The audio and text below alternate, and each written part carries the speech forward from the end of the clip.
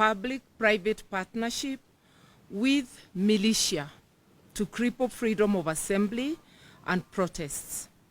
The party further notes that the security withdrawal comes days after William Ruto promised kusafirisha Honorable Raila Odinga and President Uhuru Kenyatta. Indeed, we remain eternally grateful to Mr. Ruto for uttering those words. Out of the abundance of his heart, his mouth spoke. It is a warning.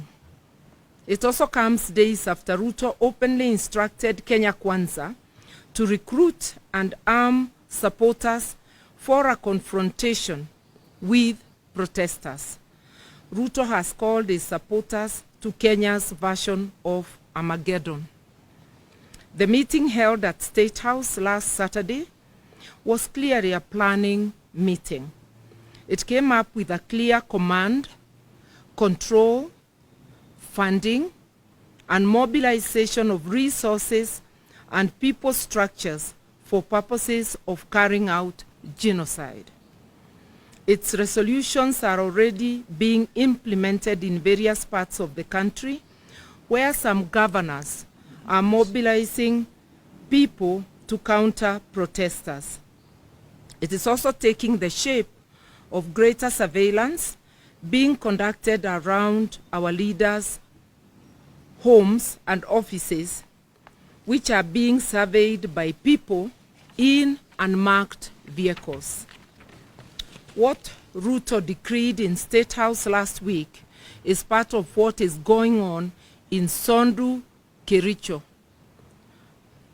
and Kisii, Kericho boundaries, where an ethnic militia is being armed against local communities. The militia has protection of the police. The events in Sondu are expected to be replicated in other parts of the country in coming days. We further take note that although Kenya is not at war, all police and other security officers have been recalled from leave to deal with protesters. The provisions of the Constitution on the right to protest notwithstanding, Ruto is at war, not just with Azimio, but with the entire Kenyan population, especially those who do not support him. We appeal to our neighbors in the region not to join Ruto's war against Kenyans. Our neighbors must not supply Ruto with tear gas and ammunition to fight Kenyans.